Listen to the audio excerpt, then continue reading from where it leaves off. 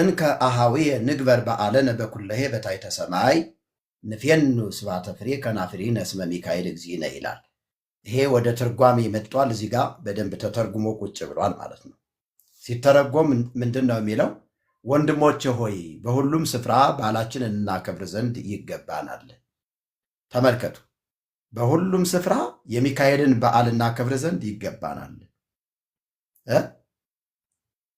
መፍትሕ ወእንከ አኀዊየ ንግበር በዓለነ በኩለሄ በታሕተ ሰማይ፣ ከሰማይ በታች ነው የሚለው። እንዲያውም ከሰማይ በታች በታሕተ ሰማይ የሚለው ከሰማይ በታች በሁሉም ስፍራ የሚካኤልን በዓል እናከብር ዘንድ ይገባናል። አያችሁት? በጣም የሚገርም ነው። በሁሉም ስፍራ ከሰማይ በታች የሚካኤልን በዓል እናከብር ዘንድ ይገባናል። ንፌኑ ስብሐተ ፍሬ ከናፍሪነ፣ የከንፈራችንን ፍሬም ለሚካኤል እናቅርብ እንሰዋ ነው የሚለው። እስመ ሚካኤል እግዚእነ፣ ሚካኤል ጌታችን ነውና ይላል። እንግዲህ እግዚ የሚለው በግዕዙ ስሮ ቃል እግዚ የሚለው አዳኝ፣ ጌታ ተብሎ ይተረጎማል። እግዚ የሚለው ጌታ ተብሎ ይተረጎማል፣ አዳኝ ተብሎ ይተረጎማል፣ እግዚአብሔር ተብሎም ይተረጎማል። ስለዚህ እስመ ሚካኤል እግዚእነ፣ ሚካኤል አምላካችን ነው፣ አምላክም ተብሎ ይተረጎማል። ጌታችን ነው፣ ጌታችን ተብሎም ይተረጎማል። መድኃኒታችንም ተብሎ ይተረጎማል። ስለዚህ ይሄ በማር የተለወሰ መርዝ የሚለው መጽሐፍ እንደዚህ አይነት ትምህርቶችን በስነ ስርዓት ተርጉሞ ለትውልድ ያቀረበ መጽሐፍ ነው። ይሄ መጽሐፍ ማለት ነው ተተርጉሟል። ይሄ ያልተተረጎሙ ትርጉሞች ለምሳሌ መብረቅ ያስመታሉ የተባሉ ደግሞ እነዚህ አስማት የሚባሉትም በደንብ ተተርጉመዋል። አባቶች እንዳትነኳቸው እነዚህ መብረቅ ያስመታሉ ብለውን ነበር እና እኔ መብረቅ ሆንኩባቸው እና ተረጎምኳቸው ማለት ነው። ስለዚህ በማር የተለወሰ መርዝ የሚለው መጽሐፍ እንግዲህ ማሩ የእግዚአብሔርን ቃል ነው የሚወክለው፣ መርዙ ደግሞ ገዳይ የሆነውን የስተት ትምህርት ነው የሚወክለው። ስለዚህ በማር የተለወሰ ማለት ምንድን ነው ካላችሁ በአጭሩ ለመረዳት በእግዚአብሔር ቃል እውነት ላይ የተጨመሩ ባዕድ የሆኑ ትምህርቶች ገዳይ ናቸው። ማር እንግዲህ እንደሚታወቀው ጣፋጭ ነገር ነው። በማር ላይ ደግሞ መርዝ ከተጨመረ እንደሚገድል ሁሉ በእግዚአብሔር ቃል እውነት ላይ የተጨመሩ ባዕድ የሆኑ መጽሐፍቶች፣ የዜማ መጽሐፍቶች፣ ገድላቶች፣ ድርሳናቶች ሊሆኑ ይችላሉ። እኔ ግን ገድል ድርሳን እዚህ ቦታ ላይ ብዙ አላስቀመጥኩም። ገድል እንዲያውም የለም እዚህ ቦታ ላይ። ያልተተረጎሙትን በሊቃውንት ደረጃ ያሉትን የተረጎምኳቸው እግዚአብሔር ምስክሬ ነው። በሊቃውንት ደረጃ ያሉት ናቸው የተተረጎሙ እንጂ ገድል ድርሳን የተተረጎመ ስለሆነ አሁን ወንጌል አማኞችም ላት እያደረጉ እያወጡ መሽለጥ እያደረጉ እያወጡ እዚህ ገጽ እንትን ላይ እንደዚህ ይላል እያሉ ነው። አሁን በጣም ይሄ ገድል ድርሳን ታምረ ማርያም የሚባለው መጽሐፍ በጣም ጠራ የሆነ ነገር ነው። ማንም ሰው ገድል ገዝቶ ቢያነብ ስህተቱን ማወቅ ይችላል። ይሄ ግን በሊቃውንት ደረጃ ያልተተረጎሙትን ተርጉሜን ያቀረብኳቸው ያልተተረጎሙትን መብረቅ ያስመታሉ የተባሉትን በዜማ ደረጃ አምልኮ የሚደረግባቸው እንትን ነው። ይቅርታ በመሃል ገባው። እንግዲህ ይቅርታ፣ እኛ አሁን የሚካኤልን አምልኮ ብለው ወሰዱብን። እኛ ሚካኤልን ማምለክ ሳይሆን ዳዊትም እንደሚናገረው በሚያምኑ በሚፈሩ መላእክቶች እንደሚያድኑና በዙሪያችን እንደሚከቡ ነው የሚናገር። አይናገርም? እንግዲህ ለእርሰው ማስረዳት በተቃና ነገር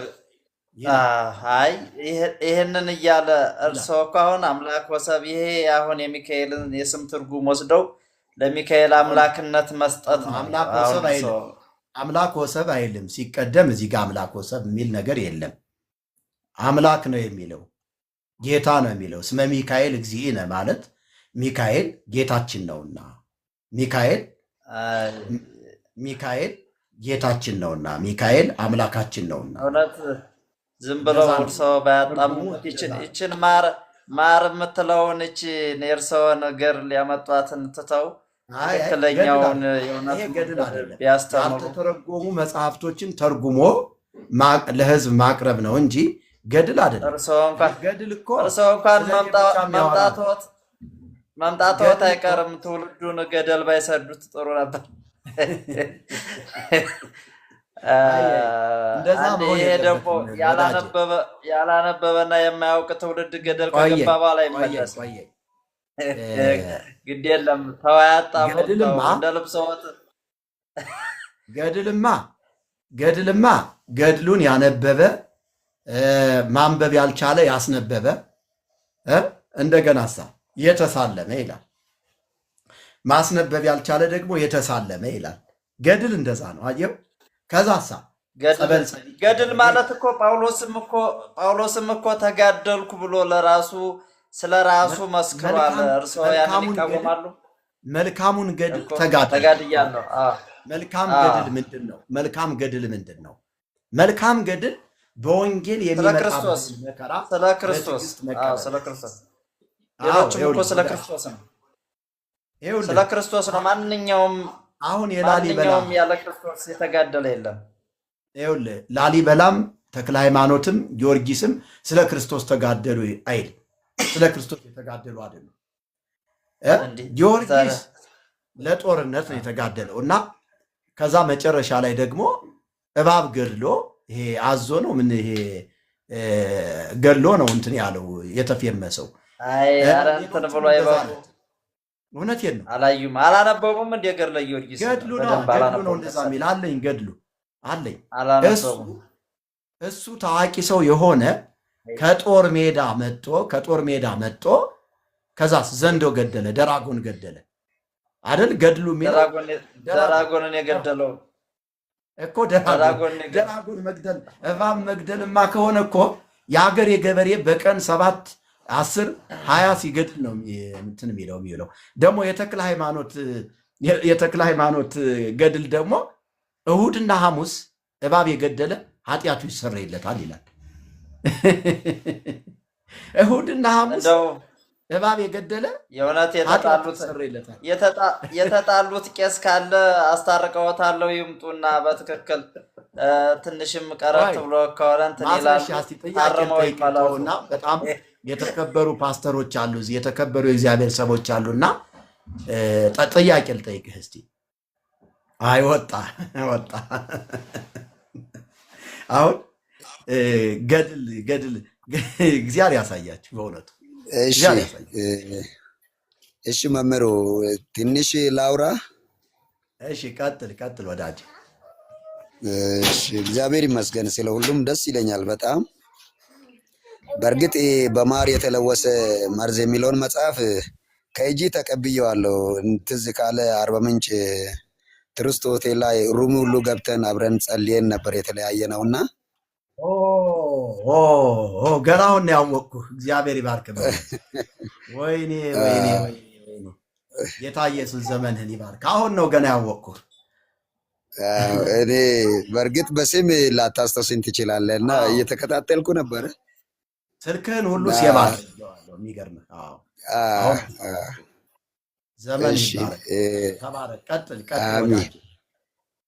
አዎ ማለት እዚህ ጋር የሰዎች አንዳንድ ንግግር ምናልባት ላለመዱ ሰዎች ሊከብዳቸው ይችላል እንጂ ኢየሱስ ክርስቶስን በኡል ዘቡል አጋንንት አለበት የአጋንንት አለቃ ነው ያሉ ሰዎች ናቸው። ከዛ ትውልድ መካከል የመጣ ትውልድ ነው ዛሬም የሚናገረው። እውነት ደግሞ በቲፎዞ የምትገለጥ አይደለችም። እውነት በሰው ልብ ውስጥ የምትኖር እግዚአብሔርን የማወቅ እውቀት ናት። እና እያደረጉ ላሉ ነገር እጅግ በጣም ደስ ይለናል። ምናልባት እኔ ያለሁበት አካባቢ ትንሽ ረቅ ስላለ መጽሐፉን የሚገዙ ሰዎች እኔም እየመሰከርኩ መጽሐፏን ካገኘው በኋላ ለብዙ ሰዎች ሰጥቻለሁ። እያነበባችሁ መልሱልኝ ብያለሁ። እጅግ በጣም የሚገርም ነው። እውነትም በማር የተለወሰ መርዝ አለበት። ግን እኔ እንደኔ አሁን ምናልባት መጽሐፉን በመንፈሳዊ ብስለት ሳይገቡ የሚያነቡ ሰዎች አንዳንድ ይሄ የጠለቀውን የመናፍስቱ ዓለም ግልጠት ንባብ ውስጥ ስላለ እንዳይፈሩ ያንን መረዳት እግዚአብሔር እንዲሰጣቸው ቀድመን ብንጸልይበት። ማለት ሰው በሰማውና ባየው ነገር አንዳንዱ ባህሪው የተለያየ ነውና እዛ ውስጥ ያለው የጠለቀ የመናፍስቱ አገላለጥ በጣም ብዙ ምስጢራት አለበት። በእርግጥም ይሄ መጽሐፍ የተለየ ነው። ይሄንን ኢየሱስ ያድናል ብለነው እንካ ብቻ ይቺን አንብብ ማለት ትልቅ ስራ እንደሆነ አምናለሁና አንድ ወዳጅ አሁን እንዲሁ አለ። እኔ ጎረቤት ላይ ሆኜ ነው አሁን ዋይፋይ እየተጠቀምኩ ማወራውና እገዛለሁ አንድ መጽሐፍ ብሎኛል። እንዲህ እህታችን እያወራች ነግሬው አንድ መጽሐፍ እገዛለሁ ብሏልና ያለውበት አካባቢ ሩቅ ስለሆነ እንዴት እንደምናዳርስ እንጂ ይሄንን ስራማ እኔ ወደምትሄዱበት ከእናንተ ጋር ባልሄድ ብዙም አብሬያችሁ ባልሰራ፣ ግን ይሄንን መጽሐፍ ማዳረስ ትልቅ ስራ ነው። እግዚአብሔር ይባርካችሁ። እንግዲህ በጣም ደስ ይለናል እና ለሚሳደቡ ሰዎች ምላሻችን የጌታን ፍቅር ማውራትና ማውራት ብቻ ነው። ማለት የሚናገሩት ነገር በእርግጥ አልጠበቁም ይሆናል፣ እንደዚህ ይሆናል ብሎ አልሰሙም ይሆናል። እነሱ ጋር ያለውን እውነት ብቻ ከልጅነት እስከ እውቀት ሰምቶ ሊሆን ይችላል። ግን መዳን እኮ መገለጥ ነው። መዳን ውርስ አይደለም፣ መዳን መገለጥ ነውና ቀን ሙሉ ዘመናቸውን ሁሉ 60-70 ዓመት በየመሸታ ቤቱ በየአረቄ ቤት እየዞሩ ሲጠጡ ሲያመነዝሩ ለሚውለው አፋቸው አይከፈትም፣ ህሊናቸውም አስተውሎት የለውም። ማለት አድርጎት ለሚውለውና ለዘላለሙ ቀዳሹም ተቀዳሹም ምእመኑም ሁሉም ለሚያደርገው ነገር ማለዳ ድራፍት ቤቱ አረቀ ቤቱ በቅዳሴ ይጀመራል። ሌሊት ላይ በዳንክራ በእርኩሰት ይዘጋል። ይሄንን ለመገሰጽ በዛኛው በቤታቸው የማይደሩ ሰዎች አንድ እውነትን ያዘ ሰው አደባባይ ሲወጣ ምሕረት የሌለ ቋንቋ ይናገራሉ። አመንዛሪ በመሰረቱ ባለመድኃኒት ወይ ራስን አድን ነው የክርስቶስ አስተምሮና ምናልባት እንደዚህ አይነት ሰዎች ወደ ራሳቸው ህብረት ቢያዩ፣ ወደ ራሳቸው ጉባኤ ቢያዩ፣ ወደ ራሳቸው መምህር፣ ወደ ራሳቸው ትውልድ ቢያዩ ጥሩ ነው። ከዛ ውጪ ግን ሰው ከተለወጠ በኋላ የሚያደርገውን ነገር ብቻ እየተከታተሉ መሳደብ ደሙ በእኛና በልጆቻችን ላይ ይሁን እንደማለት አይነት ይሆናልና ሰዎችም ቢያስተውሉ ጥሩ ነው እላለሁ። በጣም ደስ ይለኛል። በርቱ።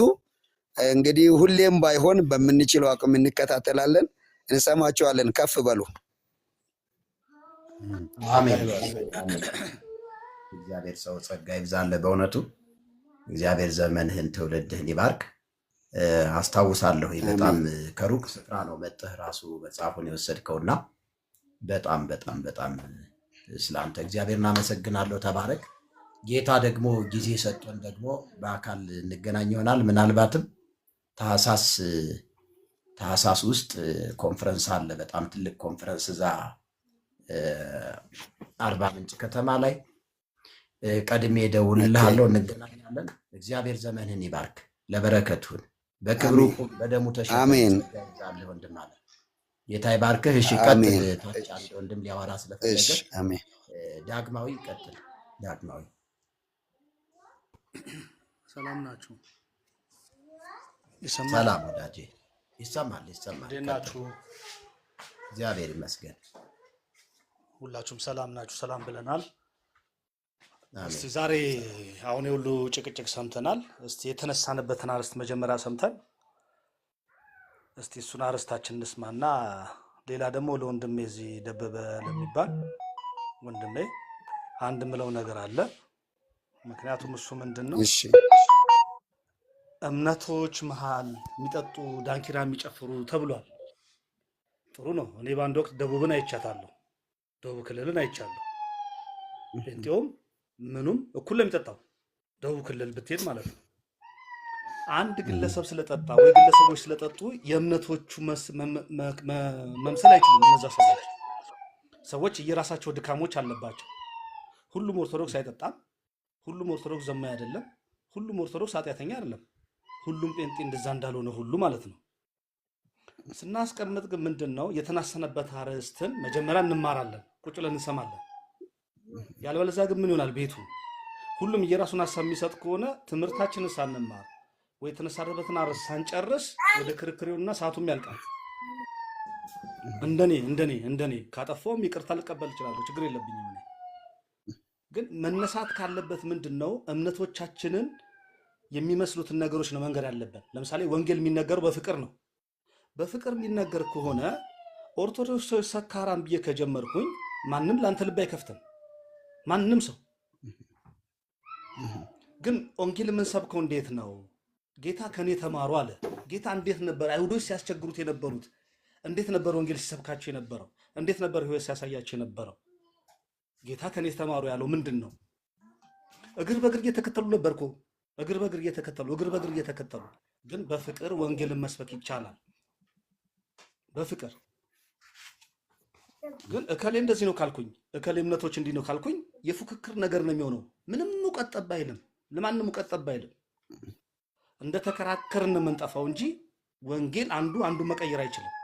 ኦርቶዶክሶች ጠጪዎች ናችሁ ካልክ ፕሮቴስታንቶች ጠጪዎች ናችሁ ልንን እንችላለን። ለምን? በአካባቢያችን አሉ ፓስተሮች፣ እድር ውስጥ አሉ፣ ሰርግ ውስጥ አሉ፣ የቀበሌ ህይወት ውስጥ እናገኛቸዋለን። ምክንያቱም ፓስተሮች ሰማይ ላይ አይደለም የሚኖሩት፣ ጴንጤዎች ሰማይ ላይ አይደለም የሚኖሩት። በሁሉ ነገር እንገናኛለን። እንዴት ይጠጣሉ? እንዴት ነው የሚዘሙቱት?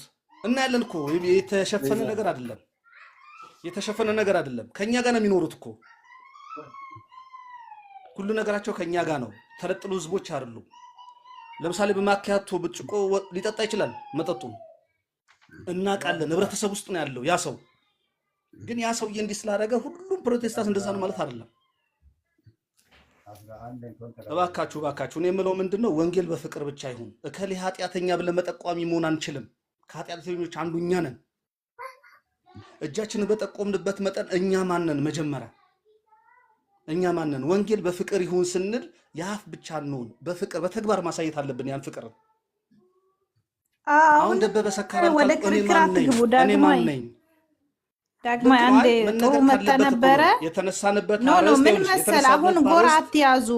ምን አለ መሰለ እሱ አሁን ወንድም አንድ አይደለም አንድ ኦርቶዶክስ ቆይ አባ አንድ ኦርቶዶክስ ወንድማችን ምን ብሎ ወጣ መሰለ መምህርን አንተ ዛት ደፍር እሱን ያለ አሁን እንትና ያለበት ደበበ ያለበት ምክንያት ምን መሰለ? ቆይ አንድ ያዳምጠኝ። ያለበት ምክንያት ይኸውልህ እህቴ ልንገርሻ፣ አደስንቄ ልንገርሽ ደበበ የተነገረው ምንድን ነው? ደበበ የተነሳው ኦርቶዶክሶች ጠዋት ጀምሮ በቅዳሴ ጀምረው በቅዳሴ በጭፈራ ይጨርሱታል አለ። ዳግም እኔ ካጠፋው ቆይ ልንገር፣ እኔ ካጠፋው ዳግማይ ነው ሞከል ያለበት እንጂ ቤተክርስቲያን ሞከል አልችልም። ከኔ ስማኝ አንዴ። እሺ እሰማለሁ፣ ችግር የለውም።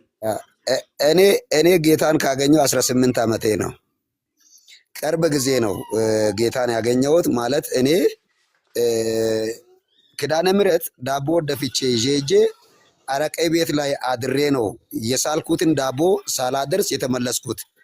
ያንን ያረኩት መሰሎቹ ስለበዙ እንጂ ሃይማኖቱ መርቶኝ አይደለም።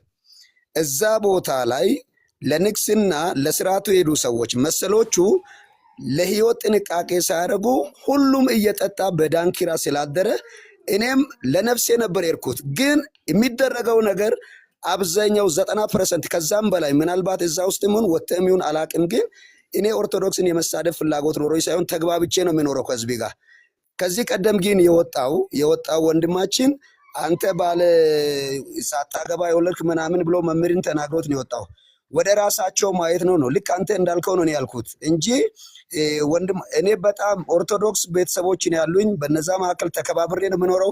እንዳልከውም በቀበሌም ይሁን በከተማ በትራንስፖርትም ውስጥ ከማንም በላይ እንደውም በጣም ደስ በሚል ተግባቦት ነው የምኖረው። ግን ንጥል የሆነ ሀሳብ ሳይሆን ወደኛ የሚናገሩ ሰዎች ልክ አንተ ባልከበት ወደ ራሳቸው እንዲያዩ ስለምፈልግ እንጂ እኔ ይሄን ደበበ አንድ ነገር ልበልልኝ። አሁን ሰማው አንተ አሁን ሐሳብን ሰምቻለሁ። ለምሳሌ አንተም ትኖር ሰምቻለሁ።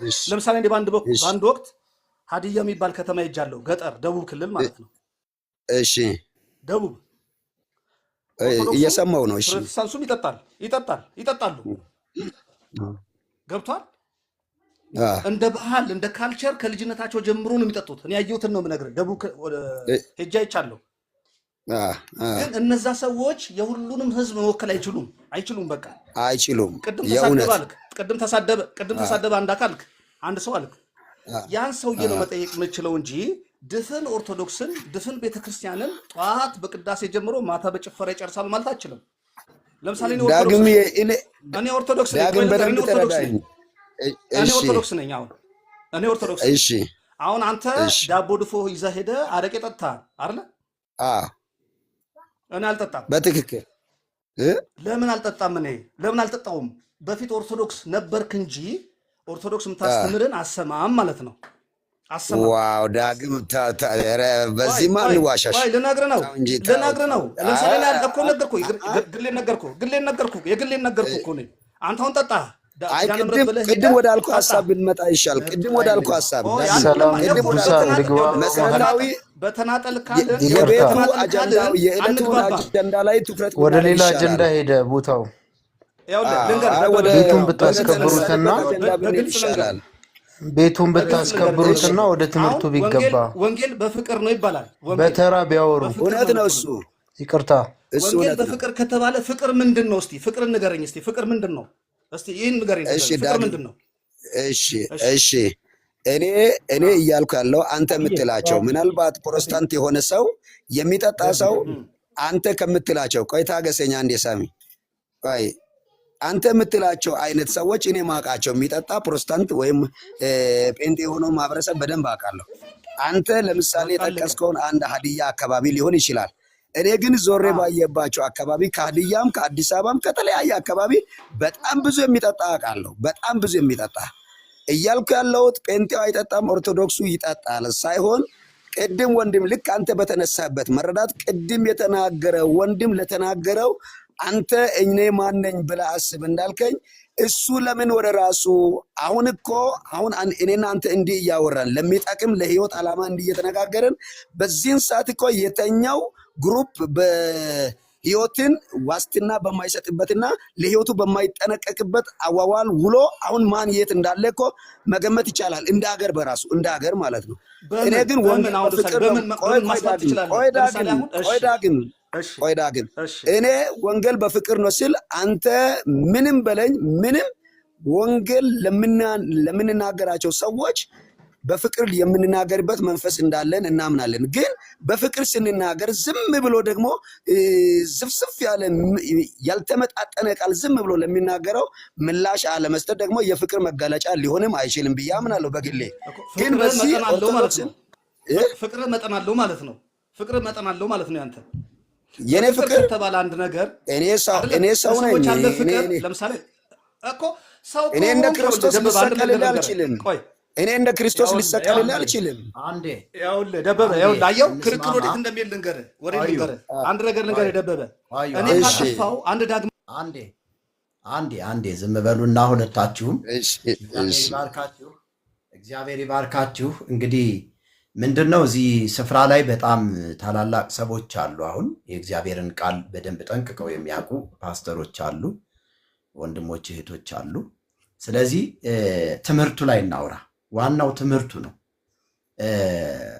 ትምህርቱ ነው ዋናው ለህይወት የሚሆነው እንጂ አሁን እዚህ ጋር መከራከሩ እንተና ይጠጣል አይጠጣም የሚለው ማን እንደሚጠጣ እናውቀዋለን። እኔ አሁን በጣም በቃ እኔ እንጃ እንደኔ የሚጠጣ የለም ነበረ ጌታን ከማወቄ በፊት። በእውነት እግዚአብሔር ምስክሬ ነው። እኔ እንዲያውም አንዳንዴ ምን እላለሁ መስላችሁ ራሱ መጠጡ ይገለኝ ነበር። ጌታ ወደ እኔ ወደ ህይወቴ ባይገባ ጌታ ኢየሱስን የህይወቴ አዳኝ አድርጌ ባልቀበል ራሱ በቃ አልኮሉ ራሱ አፈንድቶ ይሄንን ጉበቴን ከጥቅም ውጭ አድርጎ ይገለኝ ነበር እላለሁ ብዙ ጊዜ። እና እግዚአብሔር አሁን ተጠጣ ይለን መዝገቡ ተው እንጂ ዲያቆን አሁን ተጠጣለህ እባካችሁ በህግ አምላክ አሁን መነጋገር እነዚህ ሰዎች ወይ ላስወርድ እባካችሁ በክብር አስገብቻለሁ። ትምህርቱ ላይ እናው አሁን ስትጠጣ እኔ አሁን በእውነት ነው የምነግራችሁ መጠጥ በራሱ እኔ ከመርዝ ለይቼ እንትን አልለው መርዝ ነው መስሎ የሚታየኝ። ለምን በውስጤ የገባው እግዚአብሔር መንፈስ ነው ያን ያደረገው። 100% በጣም ነው የምጠላው። በፊት ከመጠን በላይ ፍቅሩ አለኝ፣ የመጠጥ ፍቅር አለኝ በጣም ውስኪ ጠጣለሁ፣ ቢራ ጠጣለሁ፣ ጃምቦ ጠጣለሁ፣ ወዘተርፈ ብቻ የማልጠጣው የለ። ግንስ ጌታ ኢየሱስ ወደ ህይወቴ ሲገባ ግን መጠጥ የሚባለውን ነገር እንደ መርዝ ነው የቆጠርኩት። በጣም አስጠላኝ። ስለዚህ አሁን ያው በህይወት ምስክርነቴ በጣም ብዙዎቻችሁ ስለምታውቁት መድገም አያስፈልግም። እሱን ነገር ያው ሚዲያ ላይ ስለ ጽዮን ቲቪ ኢትዮጵያ ላይ ገብታችሁ ብታዩ ታገኙታላችሁ። ስለዚህ ማን ነው የሚጠጣ ከተባለ ማን እንደሚጠጣ ሁላችንም እናውቀዋለን። እኔ አሁን ጴንጤ የሚጠጣ ከሆነ ራሱ አልዳንም ነው ብዬ እማምነው። ምክንያቱም መጠጥ ከእፉኝት መርዝ ጋር ነው። ምሳሌ 23 ላይ ገብታችሁ ስታነቡት ከእፉኝት መርዝ ጋር ነው የሚመሰለው።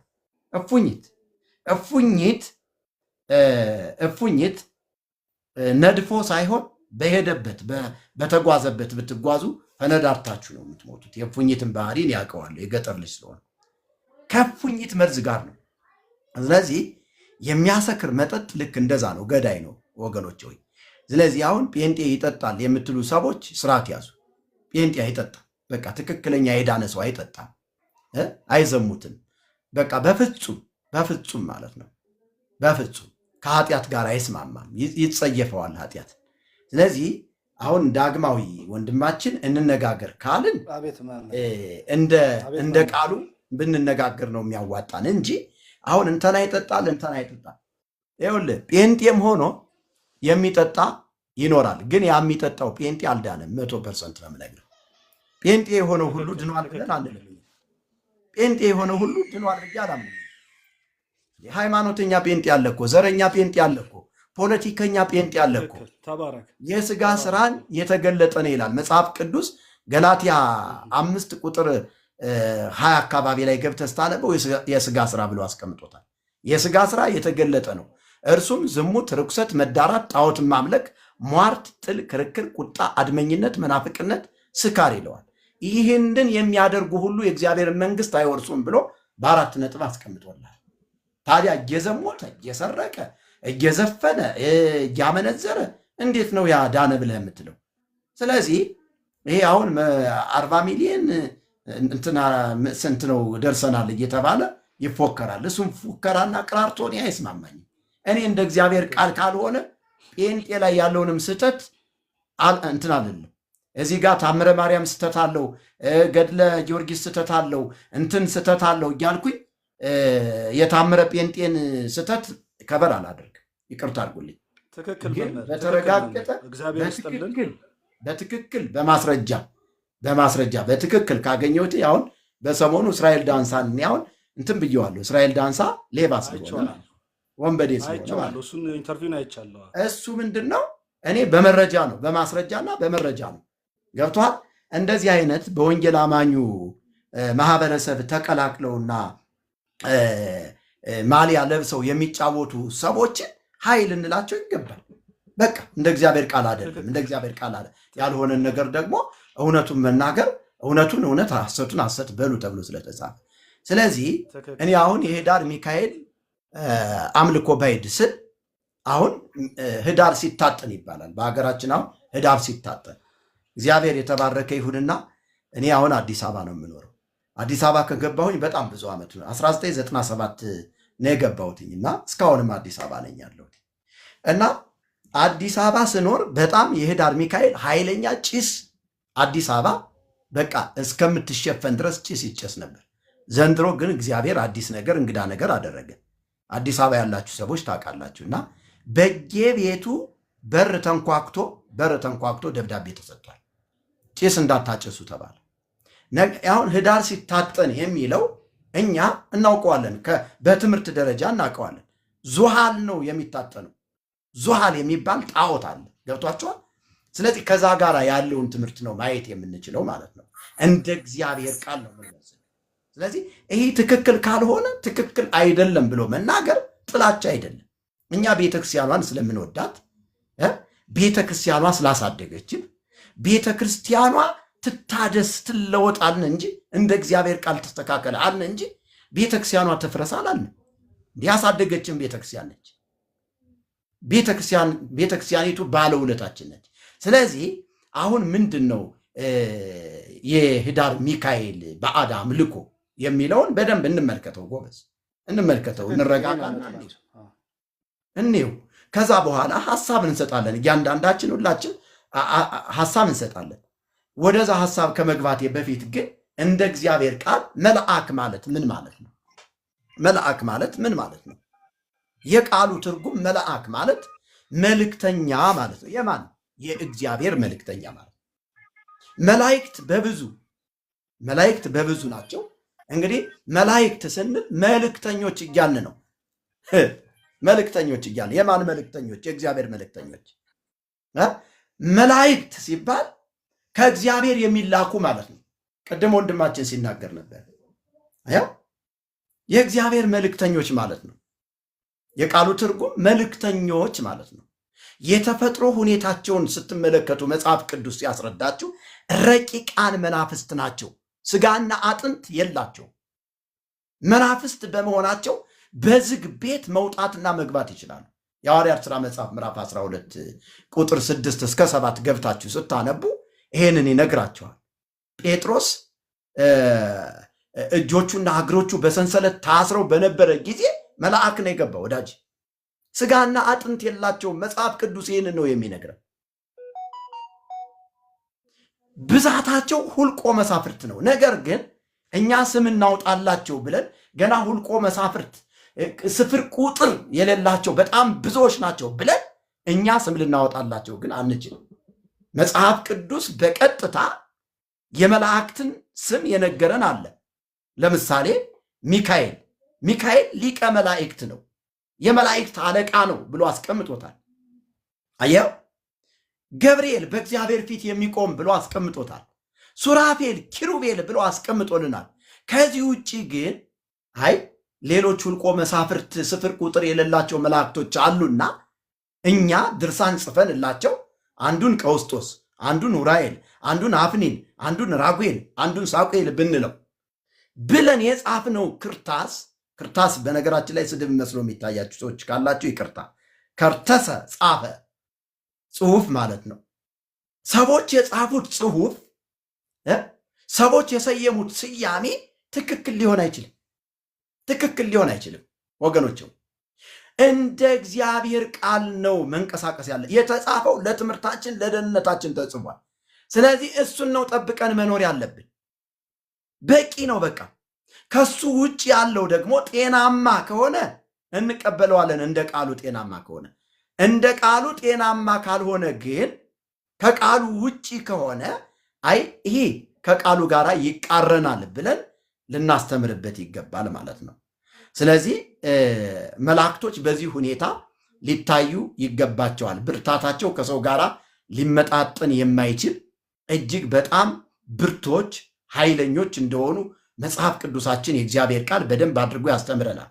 ደረጃቸው፣ ስልጣናቸው ከሊቀ መላእክት እስከ ተራ መላእክት እንደሆኑ መጽሐፍ ቅዱስ በትንቢተ ዳንኤል መጽሐፍ ምዕራፍ 10 ቁጥር 13 እስከ 21 ገብታችሁ ስታነቡት ከዋነኞቹ አለቆች አንዱ ሚካኤል ነው። አንዱ አየው። ስለዚህ እኛ አሁን መልአክ የምንጠላ የሚመስላቸው ሰዎች አሉ። እንዴት ነው መልአኩን የምጠላው? እንዴት የእግዚአብሔርን መልአክ እጠለዋለሁ? በእግዚአብሔር መልአክ ስም የሚነግደውን ወንበዴውን ነው የምጠላው። አምልኩኝ እኔ ጌታ ነኝ የሚለውን ነው የምጠላው። ዘምሩልኝ ስገዱልኝ የሚለውን ነው የምጠላው። እርሱ የእግዚአብሔር መልአክ አይደለም። የእግዚአብሔር መልአክማ ለእግዚአብሔር የሚሰግድ ለእግዚአብሔር የሚዘምር ቅዱስ ቅዱስ ቅዱስ ቅዱስ ብሎ ለእግዚአብሔር ክብር የሚሰጥ ነው። 24 ሰዓት ሙሉ ያለማቋረጥ ዘወትር እግዚአብሔርን ማገልገል፣ ማመስገን፣ ማምለክ፣ በፊቱ መቆምና መስገድ ይሄ የእግዚአብሔር መላእክቶች ባህሪ ነው ወገኖች። የእግዚአብሔር መላእክቶች ባህሪ ነው። ቅዱስ ቅዱስ የነበረውና ያለው የሚመጣው ሁሉን የሚገዛ ጌታ አምላክ እያሉ ቀንና ሌሊት አያርፉም። ምግባቸው ምስጋናቸው ምግባቸው ሆነው ጸንተው በቅድስና በፊቱ እየሰገዱ ያመሰግኑታል። ራእይ መጽሐፍ ምዕራፍ 4 ቁጥር 8ን ማየት ያስፈልጋል ማለት ነው። አንዱ ለአንዱ ቅዱስ ቅዱስ ቅዱስ የሰራዊት ጌታ እግዚአብሔር ምድር ሁሉ ከክብሩ ተሞልታለች እያለ ይጮህ ነበር ይላል ኢሳይያስ መጽሐፍ ምዕራፍ 6 ቁጥር 3 ላይ ይጮህ ነበር። አየው። ዘወትር እግዚአብሔርን በማመስገን የሚጠግቡ ናቸው ቅዱሳን መላእክቶች። ለእግዚአብሔር በመላክ የሚረኩ ናቸው። በትክክልም መልእክታቸውን የሚያደርሱ ናቸው። አየው። 1000 ጊዜ 1000 ያገለግሉት ነበር፣ እልፍ አእላፋትም በፊቱ ቆመው ነበር ትንቢተ ዳንኤል 7 አካባቢ ላይ ገብታችሁ አንብቡት። ቁጥር 10 ሺህ ጊዜ ሺህ ያገለግሉት ነበር፣ እልፍ አእላፋትም ተመልከተው በፊቱ ቆመው ነበረ። ምን ለማለት? ለመዘመር፣ ለማምለክ፣ ለመስገድ፣ ለመታዘዝ። እነዚህ ናቸው ቅዱሳን መላእክቶች፣ የእግዚአብሔር መላእክቶች። መገለጫቸው ይሄ ነው። ማስረጃ እየሰጠው ነው። የገብርኤልን ልንገርህ፣ እኔ በእግዚአብሔር ፊት የምቆመው ገብርኤል ነኝ አለ ሉቃስ ወንጌል ምዕራፍ 1 ቁጥር 19። እኔ በእግዚአብሔር ፊት የምቆመው ማን ነኝ? ገብርኤል ነኝ አለ። ነገር ግን ከእግዚአብሔር አንድ መልእክት ይዤ መጥቻለሁኝ። ይህን መልእክት የማትቀበል ከሆነ እስከዛው ድረስ ዲዳ ትሆናለህ ብሎ አፉን አትሞለት ሂዷል። አየው። ስለዚህ የእግዚአብሔር መላእክቶች በእግዚአብሔር ፊት ነው የሚቆሙ። ገብርኤል ሆይ ድረስልኝ ብትለው አይደርስልህም። ለምን? በእግዚአብሔር ፊት ነው የቆመ። እግዚአብሔር ነው የሚልክልህ። ይታየን መልአከ እግዚአብሔር አውዶሙ ለእለ ይፈርህዎ ወያድኅኖሙ።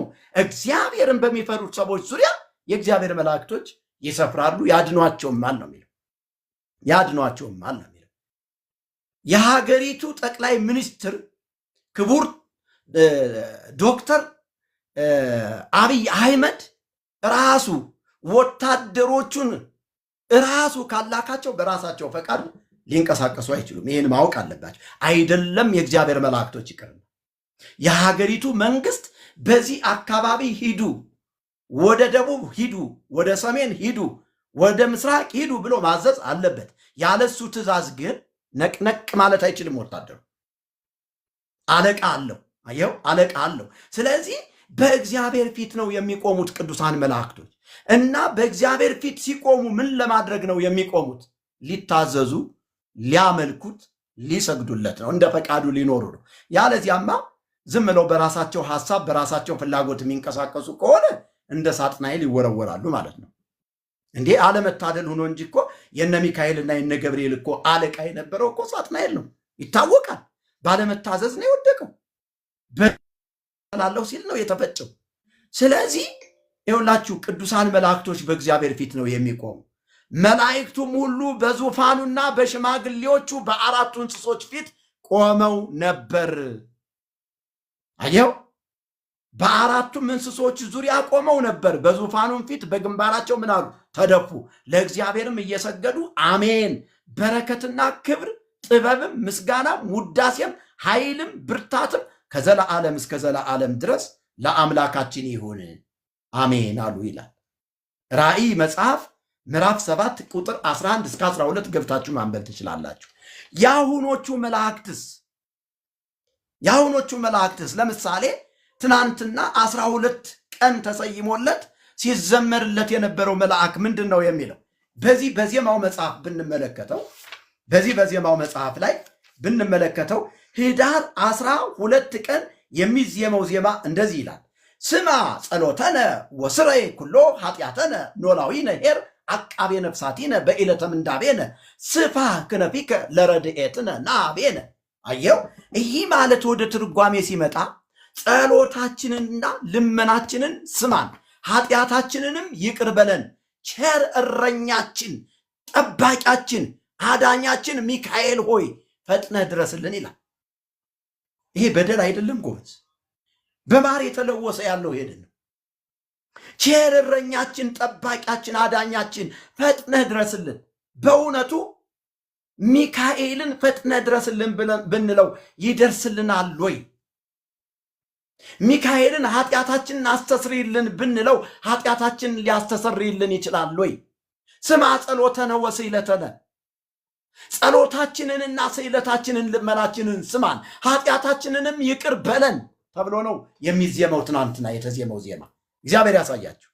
እንደ እግዚአብሔር ቃል እውነት በችግራችንም ሆነ በሐዘናችን ጊዜ የድረስልኝ ጥሪ የምናሰማው የሥጋ ለባሹን ሁሉ ጸሎቱ ወደሚሰማ ወደ እግዚአብሔር እንጂ ወደ ሚካኤል አይደለም። ይሰመርበት። ይህንን እንደ እግዚአብሔር ቃል ትሞግቱኛላችሁ፣ ችግር የለም። የድረስልኝ ጥሪ አቤቱ ጸሎቴን ስማ አለ ዳዊት እኮ። ኃጢአቴንም ይቅር በለኝ አለ ዳዊት። ስለዚህ ከአባታችን ከዳዊት የምንማረው ትምህርት ምንድን ነው ካልን ወደ እግዚአብሔር መጮህ፣ ወደኔ ጩህ እኔም እመልስልሃለሁ፣ አንተ የማታውቀውን ኃይለኛና ታላቅ ነገርን አደርግልሃለሁ አለ። ስለዚህ ወደ እግዚአብሔር ስንጮህ እግዚአብሔር ጸሎታችንን ሰምቶ ይመልስልናል እንጂ ወደ ሚካኤል መጮህ ይህ በደል ነው። ከእግዚአብሔር ቃል አንጻር ወደ እግዚአብሔር እንጂ ወደ ሚካኤል መጮህ አይቻልም። መዝሙረ ዳዊት 119 ቁጥር 1 ላይ ገብታችሁ ስታነቡት ይህንን ሐሳብ በደንብ አድርጎ ይነግራችኋል። በሌላም ስፍራ እግዚአብሔር ለሚጠሩት ሁሉ በእውነት ለሚጠሩት ሁሉ ቅርብ ነው፣ ለሚፈሩትም ምኞታቸውን ያደርጋል፣ ልመናቸውን ያደርጋል፣ ያድናቸውማል። የሚወዱትን ሁሉ ምን ይላል? ይጠብቃል ይላል። መዝሙር 144 ላይ ገብተህ ስታነበው ለሚጠሩት ነው የሚለው፣ ለሚጠሩት ነው የሚለው። እግዚአብሔር ለሚጠሩት ቅርብ ነው። እግዚአብሔር ለሚጠሩት ቅርብ ነው። ለጠሩት ሁሉ ይመልሳል። እግዚአብሔር በማይክሮ ሰከንድ ከእስትንፋሳችን ይልቅ ቅርብ ስለሆነ በእግዚአብሔር ቃል ላይ እንደምናነበው ጸሎትን የሚሰማ የልብን ምኞት የሚያደርግ የሚያድን የሚጠብቅ የቅርብ አምላክ እግዚአብሔር ብቻ ነው ወገኖቹ። ቅሩብ እግዚአብሔር ለየዋሃነ ልብ እግዚአብሔር ለየዋሆች ቅርብ ነው ይላል። በእውነትና በመንፈስ ለሚጠሩት እግዚአብሔር ቅርብ ነው ወዳጀ ሆይ። ይህ ነው በእግዚአብሔር ቃል ይህንን ነው የምንማረው። ያለዚያ ግን ወደ ሚካኤል መጮህ፣ የከንፈራችንን ፍሬ ለሚካኤል ማቅረብ፣ ምስጋናን፣ ውዳሴን፣ ቅዳሴን ለሚካኤል ማቅረብ ይሄ ባዕድ አምልኮ ነው። አንዱ ይሄ ባዕድ አምልኮ ነው። ባዕድ አምልኮ ነው። ይሄ በእግዚአብሔር ላይ አመፅ ነው። ክርስቶስ የከፈለውን የቤዛነት ስራ ውድቅ ማድረግ ነው ወገኖች ሆይ። ይቤ ሚካኤል እያለ ነው ስንዘምር የነበረው። ይቤ ሚካኤል እያለ ነው ስንዘምር የነበረው። ንፌኑ ስብሐተ ፍሬ ከናፍሪነ እስመ ሚካኤል እግዚእነ እያለ ነው ስንዘምር የነበረው ትናንትና በ12። ይሄ የኢትዮጵያ ኦርቶዶክስ ተዋሕዶ ቤተክርስቲያን ብቸኛው የአምልኮት መጽሐፍ ነው። የአምልኮት መጽሐፍ ነው። የዝማሬ መጽሐፍ ነው። የዜማ መጽሐፍ ነው። በዚህ ነው እኛ ያደግነው ስንማር ወገኖቼ። ድጓውን ብትሉ ጾመ ድጓውን ብትሉ እኛ ይኸው በእጃችን አለ። ምዕራፉን ብትሉ ሁሉ ነገር አለ በእጃችን። ስለዚህ ይህ ስህተት ነው። ከእግዚአብሔር ቃል አንጻር ቤተ ክርስቲያኒቱ ይህንን ትኩረት ሰጣ እንደገና ልታየው ይገባታል ነው ያለ። ታስታውሱ ከሆነ ጳጉሜን ወር ላይ እኔና መጋቢ ትዝታው ሳሙኤል በዚህ በገድለ ዮሐንስ መጥምቅ እጅግ በጣም ስናወራበት ነበር። ግን 3 እና 4 ወር ካለፈ በኋላ ግን ሲኖዶሱ አይቶ ትክክል እንዳልሆነ በመረዳት ይህ መጽሐፍ አስፈላጊ አይደለም ብሎ አውግዞታል። ስለዚህ መጽሐፈ ዚቅም ሊወገዝ ይገባዋል። መጽሐፈ ዚቅም ሊወገዝልን ይገባዋል። ቱላዳን አርጋኖን የሚባለው መጽሐፍ ሊወገዝልን ይገባዋል። ሌሎቹም እነዚህ እነ ተአምረ ማርያም የሚባሉ መጽሐፍቶች ሊወገዙ ይገባል። ስለዚህ ያ ሲሆን ወደ አደግንባት ቤተክርስቲያን ገብተን እኛም አገልግሎታችን እናገለግላለን ማለት ነው። ስለዚህ ጸሎታችንና ልመናችንን ስማ፣ ኃጢአታችንን ይቅር በለን።